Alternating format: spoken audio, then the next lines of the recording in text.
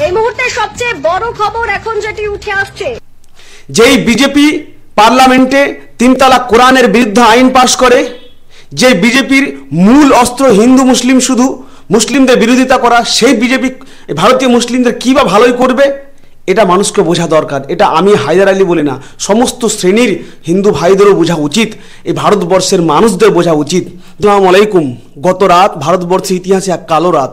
গত রাত্রে আপনারা দেখেছেন গভীর রাতে বিল পাস হয়ে গেছে।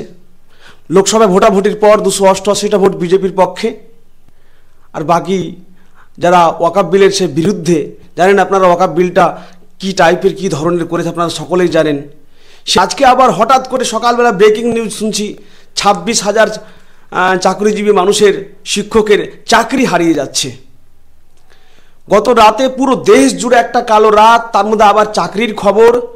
এমনটা হচ্ছে না তো যে ওয়াকাফ বিলের প্রতিবাদটাকে একটু হালকা করে দেওয়া হবে, ঢেকে দেওয়া হবে, আমরা সেই দিকে কান দেব না। দেশ জুড়ে যে কালো আইন পাস করতে যাচ্ছে, অলরেডি তারা লোকসভা বিল পাস করেই দিয়েছে যে ওয়াকাফ বিলটা নিয়ে, সেটা নিয়ে আমাদের সোচ্চার হয়ে আওয়াজ তুলতে হবে। আর যাদের চাকরি হারিয়েছে, আমি আমার ব্যক্তিগত মতামত, এর আগেও দেখলাম কার চাকরি হারালো, কার বেতন হারালো, আবার চাকরি পেয়ে গেল, তারাও একটা আন্দোলন করবে, তাদের সাপোর্টে আমরা থাকবো। জানি না, তাদের মধ্যে অবশ্যই অনেকেই যারা যোগ্য রয়েছে, তাদেরও যদি চাকরি হারিয়ে যায় তাদের জন্য আমাদের আওয়াজ থাকবে।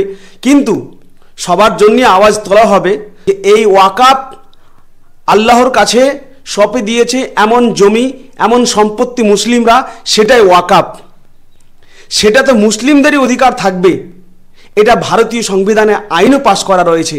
কিন্তু বিভাজনের রাজনীতি বিজেপি আসার পর থেকে এক সময় রাম মন্দির, এক সময় এনআরসি, এক সময় সিএ গল্প উঠাচ্ছে, রাজনীতি করে নিচ্ছে, কিন্তু আবার বিলও পাস করিয়ে নিচ্ছে। কিছু মানুষ বলছে কি আর আন্দোলন করবে, কি প্রতিবাদ করব, এসব তো রাজনীতি। এসব করতে গিয়ে আপনার কোরআনের বিরুদ্ধে বিল পাস করিয়ে দিয়েছে ওরা, এসব করতে গিয়ে সিএর বিল পাস করিয়ে দিয়েছে। রাজনৈতিকভাবে ভোটাভুটি আমরা দেখেছি।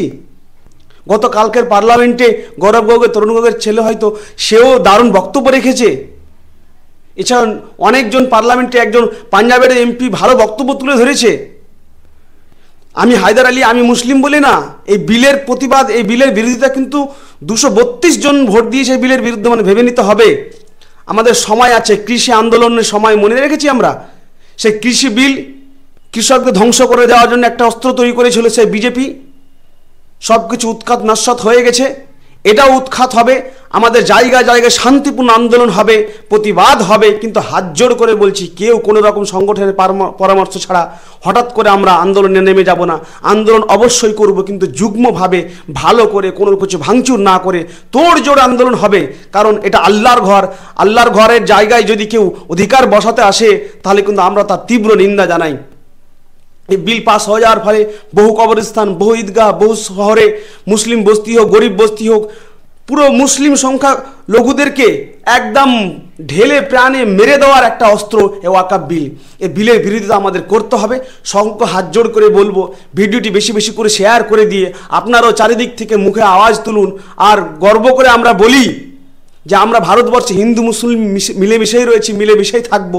কিন্তু এই বিলের প্রতিবাদ আন্দোলনটা আমরা যুগ্মভাবে বিজেপি সরকারের বিরুদ্ধে করব। আজকে এই পর্যন্তই। আসসালামু আলাইকুম।